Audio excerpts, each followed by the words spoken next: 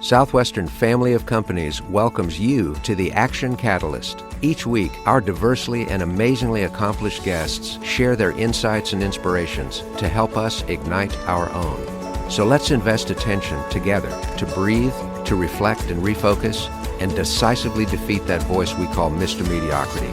Then let's enjoy moving forward to make a positive difference in our world.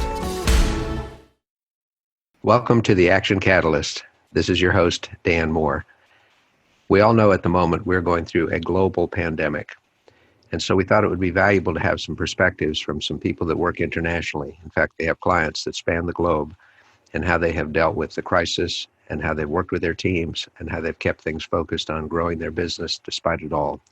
These are two longtime colleagues of mine. They're the co-managing directors. Managing director is a UK term, the same as president here, of SBR Consulting. SBR Consulting works with companies in a variety of fields around the world to improve their sales enablement and their sales leadership processes. These gentlemen have, between them, some 60 years of experience in sales, in leading salespeople, and in helping organizations really achieve all their potential. First of all, we're going to meet Alan Morton. Alan is based in Bristol, England, co-managing director. Alan started in the Southwestern Advantage summer program and became a very top-rated consultant with SBR Consulting before moving into the area of leadership that he is in today. An accomplished guitarist, he is a fun person to hang out with, and I think you're going to really enjoy the things he shares. Stuart Lotherington, co-MD. Stuart lives in the southeast of England in Kent. Stuart started in the direct sales business when he was just a student or recently out of school, and continued on to build two different sales organizations and companies before joining SBR Consulting and helping clients in a variety of industries across the globe. Stuart is an extreme athlete. He and his partner, in fact, were the winners of what was called the Polar Challenge, a foot race to the North Pole starting off in Finland. It's exciting to have both of them here, so let's switch now to Alan Morton and Stuart Lotherington coming to us from England. So gents, welcome to our side of the pond here for a few minutes. Thanks for having us, Dan. Yeah, thanks for inviting us. Stuart is in Kent, just south of London. Alan is in Bristol, which is a bit to the west, and they have been sheltering at home and working furiously from home. Why don't we start with just the briefest pivots in your own lives that have kind of led you to this point, some of the significant career happenings and so forth, knowing that you could each write books about this, which I hope you will do one day. Stuart, let's start with you. Okay, sorry, Dan. Yeah, sure. Well, I started my career in sales actually back in 1988. So I've been doing it for 30 years. Obviously, I started probably when I was around 5 years old. That's what I keep saying to myself. And I did that working in the UK and the USA actually over the next 10 years, built up a sales team of 250 salespeople. But after 10 years of doing that, I then went into and changed into doing a different organization, still in direct sales, in gourmet food, set up our own business. And one of the things I sort of learned from that was actually sometimes partners don't work out, but actually in the beginning it was very successful. 2.5 years, we built up 40,000 regular buying customers in the southeast of England. But after 5 years of that, I decided to sell my share of that. And that's when I joined SBR Consulting, sort of 14 odd years ago. And ever since that, been working as a consultant, most of which has been alongside Alan in that period of time to where I am today. That's fantastic. We'll talk a little bit about the teams that each of you have developed a bit longer. Alan, how about you pick up with your main story? Yeah, absolutely. Well, I was minding my own business one day on the campus of Bristol University here in the UK when I was approached by somebody about the prospect of going and learning how to sell in the US. And at that point, as a friend of mine had been out and worked on a summer program, I thought, well, if he can do it, I can. And I joined our family of companies working in our publishing division with Southwestern Advantage. That was meant to be a one summer adventure, and it turned into a couple, which actually enabled me to fund my postgraduate education when I went on and did a master's in marketing. Off the back of that, I was fully intending to launch out into a career in marketing, but the sales bug had hit me, and I decided at that point that I actually quite enjoyed building teams, and was approached to actually take over our UK division, ran the UK arm of Southwestern Advantage, with students from all over Europe. Learned a tremendous amount through that. And when the time came to draw a close to that chapter, I approached our mutual friend, Lars Tevez, about the potential of joining the consulting division that had been set up a few years earlier. And the variety and the interest that's been piqued through working with lots of clients since that point has kept me within the business since that point in 2006. So that's, as Stuart says, about 14 years now within the business, and still enjoying the adventure of working with lots of different clients, a very diverse client list in different sectors. Well, speaking of adventure, you have both been on an amazing adventure associated with COVID-19. Just for our listeners to know, SBR Consulting has worked with more than 650 client companies from all over the world, doing sales enablement, sales leadership enhancement, and programs to help companies sell better and elevate the practice and the profession of sales. But more than 90% of your revenues came from face-to-face presentations. So in the middle of March, when everything very, very rapidly shut down, including being with people, I wonder if you could each share some of your personal reactions as this was unfolding, and then professional response as well, because both of those are very important for our listeners. So either one can start. Happy to jump in on this one. I think, like probably most people, there was a real up and down, topsy-turvy kind of world that was sort of flipping as that happened. We in the UK were impacted earlier than most other UK businesses, because a large amount of our business at the time was actually in Asia and other international engagements, and so all of those got cancelled or at the time postponed very early on. So we were impacted pretty early. In fact, in February, it impacted us from a delivery standpoint. And then as it sort of unfolded even more, the challenges and the way that clients reacted, quite in, I would imagine in a typical way, the invoices stopped being paid, the clients were cancelling or allegedly postponing their appointments, which is understandable because there was no contact anymore.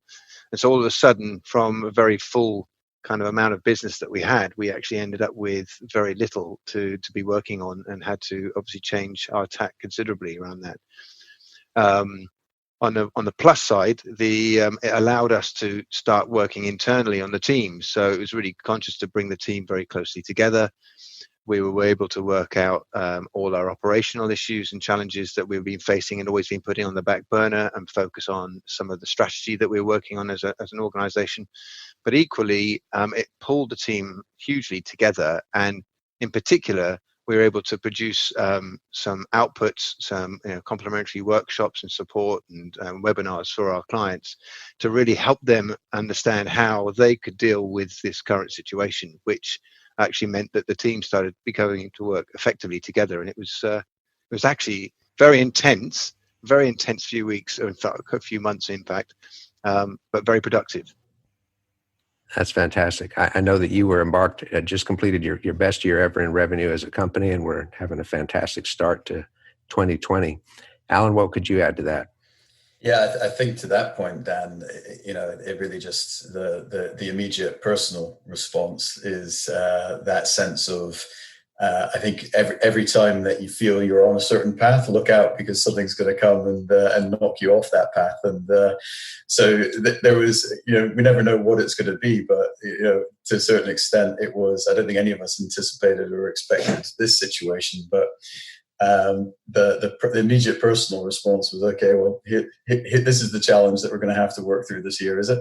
And like Stuart, very proud of the way that the team have adopted and stepped up, because the immediate concern, obviously, personally, is everyone okay? Then that steps into, okay, what do we need to do professionally to make sure that the business is going to continue and to be successful? And having laid out a strategy at the start of the year, I think we very quickly realized is that we were going to need to do a pivot. But I was grateful that one of the things we'd had spent some time and invested in the year before was really redefining our values, drilling down on those, really thinking about the behaviors and the attitude that underpinned the words. And one of those was, the fact that we find a way. And it seems fairly prescient that we spent a lot of time talking about what being a wayfinder means, to then have this challenge and opportunity put in front of us to actually put into practice some of the things that we talked. So, from a professional standpoint, everything focused on that. Actually, what can we do to be authentic to what we said that we would do, and find a way to succeed despite what was going on around us from an aspect of what wasn't controllable, and to make sure that we really drilled down and focused on what is controllable. Mm-hmm. That's really a key point. The fact that you had been through the values clarification workshop and that the team united around a set of values, one of which is finding a way. When we hit a crisis like this, it lets us know if we're just speaking and blowing smoke or if we actually believe what we say. And obviously you both do. Impressive. Absolutely. And I think that really it just highlights again the value of that type of exercise, as you're building a team. And we continue to build of, you've got to have that unifying set of standards, values that we hold each other accountable to. So let's just say I'm glad that we did that. And no doubt those will evolve over a period of time, but I think that find a way value will remain consistent throughout the future of SBR, as certainly what we can see from the team is that they're constantly looking and striving for a way that they can do that. Right. Well, Stuart, inside of a week, you had put together a webinar that the team put on called Selling Through Disruption. I remember seeing a screenshot of one of your younger team member holding up a device and kind of frowning into it like, how in the world do we work this out? And since then, you have had hundreds of people attend webinars. There's a conference on the art of selling consulting services that is a paid conference that, done in a virtual manner, is the highest subscription that we've had in many, many years for that conference. So clearly you're delivering value. What would you say from your standpoint, Stuart, you've done to keep the team, first of all, believing, because situations like this can cause people to go into despair, particularly when their income is entirely driven by revenue. And you see the revenue faucet gets shut off. So what are some sort of team leadership insights? Because you've done a magnificent job with that, both of you, with your team. Well, as Alan just mentioned about, finding a way is one of our core values. And so what I was really impressed with was that ran throughout the entire organization. And invariably, it's normally the people at the coal face, client facing, that you think need to epitomize that thinking. But in reality, our operations team were just as much part of that and making sure they find a way. So it made it really easy for us in the fact that they just organized themselves immensely quickly and were able to adapt. And that I think there's some of those individuals there have been a shining light on being able to create the works that we've been able to do. The other one, another one of our 4 values is actually we're practitioners of what we preach. And so I think in reality, because that's driven into our underlying kind of DNA of us as an organization, it was, again, I think something easily to rely on, because our team, you go, well, what would our clients want to be? What if you were to consult your clients right now, what would you be saying for them to go and do? And we always say that we're practitioners of what we preach. So exactly what should we go and do? And I still hold that to this day, that I think the entire team has continued to act as if we were advisors of ourselves, and we're suggesting what we're actually doing to our clients. And it seems to be holding true. We've been having some very successful interventions with our clients, obviously having to pivot now to a kind of a virtual world, and more and more clients are now beginning to see that. So it's great to see that sort of pivot happening. But the key difference, I think, was communication. So in any kind of crisis, it was making sure we upped the amount of communication that was going on. There's probably in any normal office environment an awful lot of unconscious communication that's going on that keeps that team and that glue together. But in reality, when you've taken that away and you're now working in a virtual world, it's very easy for people to feel disparate or not connected in any way to the organization. So early things that we adopted was increase the intensity of team meetings. The huddles were introduced into the team because there was an awful lot of email traffic that was going on, and it was actually almost too much. And so it was one of the outputs that we had to be able to keep that working internally. And it also meant for continued greater collaboration within the entire team. Very true. One anecdote I thought I would share. One of the team members is sheltering out in a country place without reliable connection, so only on top of a nearby hilltop. And this team member is actually working out of the back of a horse trailer. And that has been the remote office to get proper connection and do client service, to do sales calls and all the rest of that. That is finding a way in a big spot. Absolutely, yeah. And I think adding to that as well, then seeing the opportunity that sits in that, and one of the things again that we've shared with clients and talked a lot about internally is everything starts with attitude, as you well know. And are we looking out and seeing opportunity, or are we looking out and seeing challenge? And I give Stuart huge credit. I've seen many of his talks where he shares opportunity is NOWHERE. So it can either be read now here or nowhere. And I think what we've seen within the team is that they're definitely interpreting that opportunities now here. That example you've just given with the horse box, I know was posted on a well-known social platform. Various responses came back from that, which were used as actually, well, here's an opportunity to re-engage in some conversations. And some of those conversations that were started with that have now turned into meetings and opportunities. And, I think that's exactly the type of mindset that has meant working with the team has been a real pleasure, is that they've been able to pivot, show creativity, and just have a proactive and positive mindset when it comes to how they're going to address something which is entirely outside of their control. Well, one of the remarkable things about both of you is you are extremely strong individuals, very knowledgeable, and yet very willing to let go of responsibility to share with others, to empower them. It doesn't all have to center from you. And I believe that's been one of the real keys to help the team stay really engaged, fired up, and at least the team meetings I've attended, a lot of excitement and even joy in the chaos. So hats off to you both for that as well. Now, part of what you do is you consult with very top sales officers, you consult with CEOs of companies. And I'm sure that along the way, some of them have been in situations of near despair, not sure what to do and where to turn and how to make things happen. And many of our listeners are in that category, either in a personal level or in their businesses. So I thought it would be really useful if each of you could just maybe share your reflections on, first of all, how do you personally keep optimistic?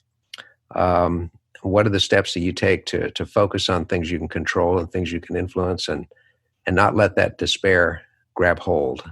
This is sort of a lesson time, I suppose, because I know I would learn a lot from this. So, Stuart, what would you throw in there? Yeah, so you just sort of referenced one of the models that we sort of stand by, and I was lucky enough to come across this some 20 odd years ago around CIA, control, influence, and accept. And it's something that I stand by completely. So I think with all of us thrown into a turmoil in a very different situation, and all our domestic lives are being come into the forefront, and everyone's looking into everyone's houses, looking in childcare and all of those challenges that now face right in front of you for everybody. It can be very chaotic. And of course, for those that are working in industries that might be deeply affected by this current situation, if not temporarily, on a more permanent basis, it must be very challenging. The factors that I've stuck to is there's a saying that resonates with me. In fact, the saying actually was introduced to me on my very first day knocking on doors on a cold January the 3rd morning of when I'm learning how to go out there and go and knock on doors selling aerial photographs is actually how I started. And one of the first lessons I had was just control the things you can control and don't worry about the rest.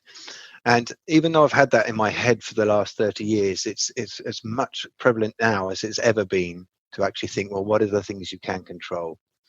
And invariably, from an experience of kind of a really challenging financial crisis that happened in 2008 and 2009, and working with a lot of clients in that sort of situation, what was evident to me is the businesses that succeeded were the ones that just focused on the things they could control. And it's the same on an individual basis. We can't really control what's happening with COVID. We cannot control what the government's going to do and what's actually happening. But what we can control is what's going on in our head. What we can control is we can plan, we can sort of set a schedule, we can design to a certain degree our day. It may never work out that particular way, and If you look at my diary right now, it's a complete patchwork of all sorts of meetings that are taking place that are moving around the entire time. But it is something that we would encourage everyone to do, is to take at least some degree of it, because if you gave a task to somebody that is organized over someone that isn't organized or plans, you'd have more faith in the planner than the non-planner, even though we all know that plans do go to all over the place, go to pot. So the first thing is control what you can control. The other thing is there's a huge amount of influence, things that you can influence out there that are impacting us massively so. So the big difference between now and maybe 10, 15 years ago is we now probably all got data feeds of information and news, and it's never positive stuff that's coming in. So our phones could be pinging from news agencies left, right, and center. And all our digital papers that we'll read, it's never going to be positive stuff. And of course, when we turn on the news on the television, there's even more information there, which will obviously accentuate the actual situations that are going on.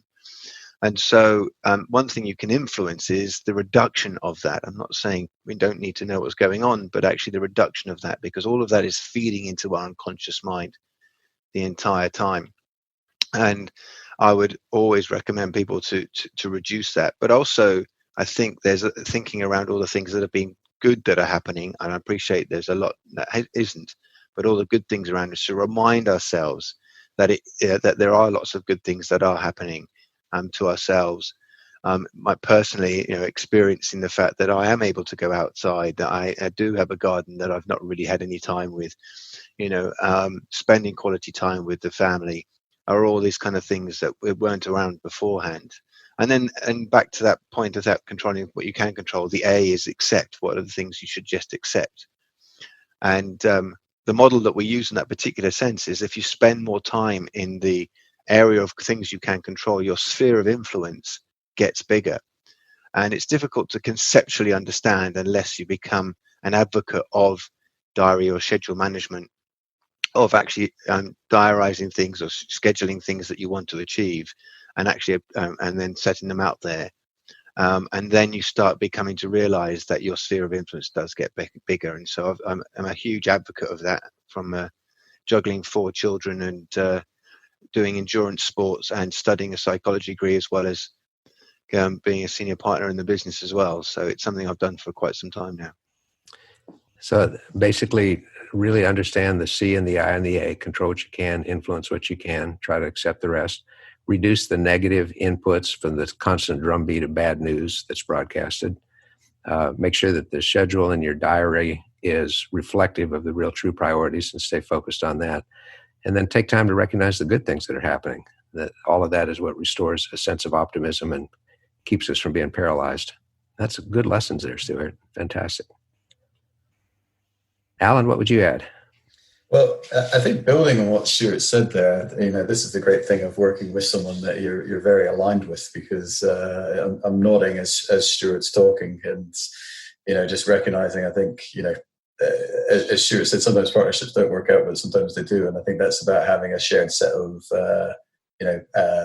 beliefs as well as values that we talked about, and everything Stuart's just touched on, I'd echo. And I think I'd just add to it in terms of, as we think about the controllables, it's that activity part is obviously significant, but I think alongside that as well is also it's making sure that it's intelligent activity, and the value of stepping back and just actually recognizing that, as we said at the start, potentially the plans and the strategies that we had for the year have been somewhat disrupted, but there's always opportunity if we're prepared to look for it. And, actually stepping back and thinking, well, thinking in terms of absolutes never works. Always and never are words that we should always remember never to say, I believe is something that was once shared with me. And, recognizing that, there's a lot of challenge out there, absolutely. But there are pockets of opportunity. There are market sectors and verticals which are experiencing an uplift. And, with a lot of our clients and the sales teams we work with as well, we've been trying to help them to identify those areas and just recognize, actually, by putting their focus and their efforts into the right areas, they can still be successful. And I think that goes back to recognizing the belief, and, alongside that, making sure that, those successes that people are having are visible and that we're promoting it. To Stuart's point, so many of the feeds that come into us are negative, but we need to proactively find the good news, share that, recognize the little victories, the successes that people are having, both within our organizations and outside, and share some of those great examples that inspire the rest of us. So, I think, just building on what Stuart said, is really thinking about what are those things that can feed us constructively and positively. And I love what he mentioned around finding the things to be grateful for. The thing I'd add is let's also find the things and identify the successes that we're having along the way, as we all look to pivot into areas that we didn't potentially have in our minds at the start of the year. But opportunities there, let's go find it. Right. So keeping the awareness that there's going to be pockets of opportunities even in the middle of an apparent disaster, keeping your wits about you. I know in your case, keeping a great sense of humor for both of you is extremely important, because otherwise we lose that perspective. So these are really valuable. For our listeners, many of the clients that SBR Consulting has are in the travel space. So can you imagine when travel is basically cut to zero, the impact that has on the clientele? But because of these gentlemen's own personal sense of centeredness, they're able to help pass on that optimistic message and constructive process to the clients. So I think that's really remarkable. So here's kind of a philosophical question. We've all heard lots of people speak about getting back to normal. And you both heard me say, I think we should instead think, let's go forward to better. What are some of the sort of permanent lessons and learnings that you feel like can enhance what you do going forward as a result of this immense disruption in everybody's lives? Well, if I think what is interesting around something like this is that invariably we're all going through change. Change is something we all have to accept. One of my clients has told me that actually their industry has had to advance, and they reckon it's at least 5 years worth of advancement in the last 3 months to be able to pivot effectively, to be able to deal with the market challenges that are facing them. And I'm sure that's reflective of an awful lot of things. And I think what's highlighted here, and the term I know some people don't like, but the new normal is a term, and it's almost still as thinking potentially as a temporary thing going forward. But I'm very excited about the opportunity going forward, because actually from a business point of view, we can get in and talk to people now. It's acceptable to do virtual meetings where it was not acceptable necessarily all the time. So that's part of it now, doing the virtual meetings. Now that allows us to be able to work anywhere in the entire world. So the market has opened up incredibly as a result of that, to do that. In addition to that, and as Alan just mentioned, activity or staying on, things that you can control, but doing activity is a key part of it. While our activity metrics, and even in our own organization, have nearly doubled from our normal delivery side of it. And the team, we suggested this to the team, and not a single person pushed back on it. They all accepted the challenge that we needed to double our activity metrics around that. And of course, by doing it virtually, it does give you a much greater opportunity to have much more meetings than you would normally do with your clients, and the ability to reach out to clients. The daft thing, interesting thing is that actually when it comes to reaching out to clients, it's one of the things we always want to do is build some sort of rapport in the beginning of the conversation. Well, for the first time probably in the history of the world, everybody's got the same rapport message that they could start a conversation with. But the other thing that I would also say around that is actually it allows talent. There's a great opportunity for talent to be joining your teams, and we know, and one of the things I've taken away from the team we've got is it's an incredibly talented team. I'm very proud of the team. I know Alan is as well, and but it does give us an opportunity to still pick up some quality talent that actually could be working anywhere.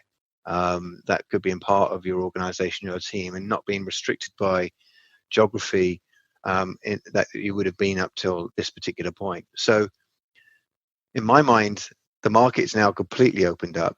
People have accepted this as a form, which I think is going to be around indefinitely going further forward, and certainly for the foreseeable future.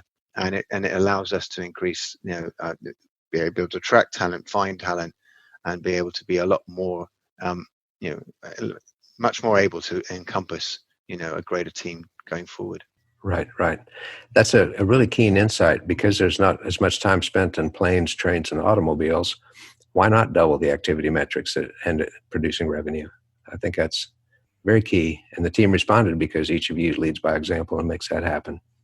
Alan, what would you say? How can we go forward to better, taking these learnings and transferring them into a brighter future? Yeah, it's interesting. I spent some time earlier today, in fact, full day with a client of ours that is a consultancy working in digital transformation.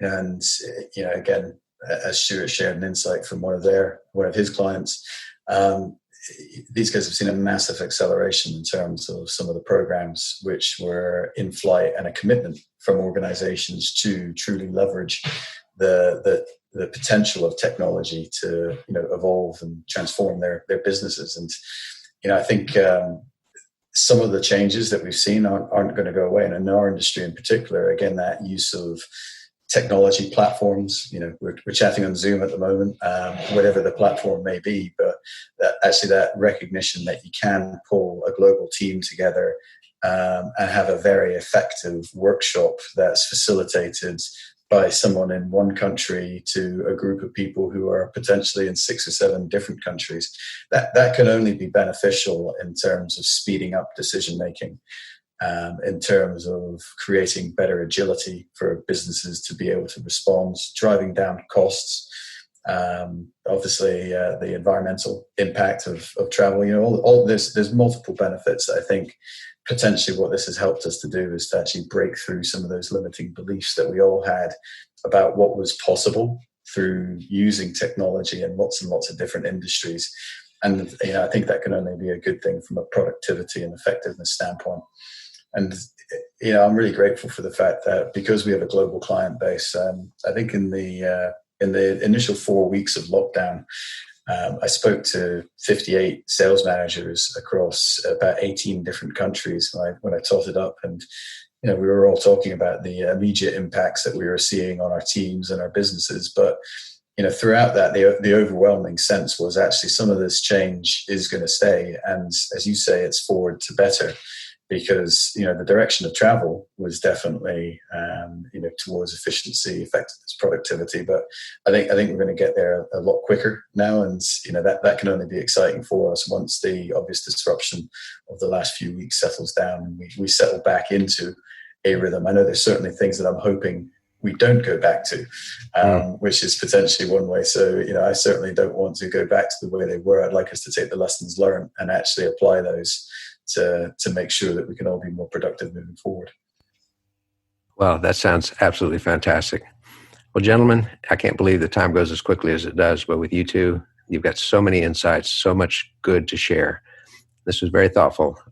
Listeners, we're recording this at the end of a long workday for these gents, and they're still pulling it through together to help us all with their encouragement. So on behalf of all of our listeners, thank you, Alan. Thank you, Stuart, for being a part of the Action Catalyst. Great to speak. Thank you, Dan, for inviting us.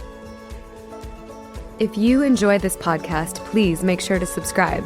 To stay updated on everything that the Action Catalyst is up to, make sure to follow us on Facebook and Instagram at Action Catalyst Podcast and Twitter at Catalyst_Action. Thanks for listening.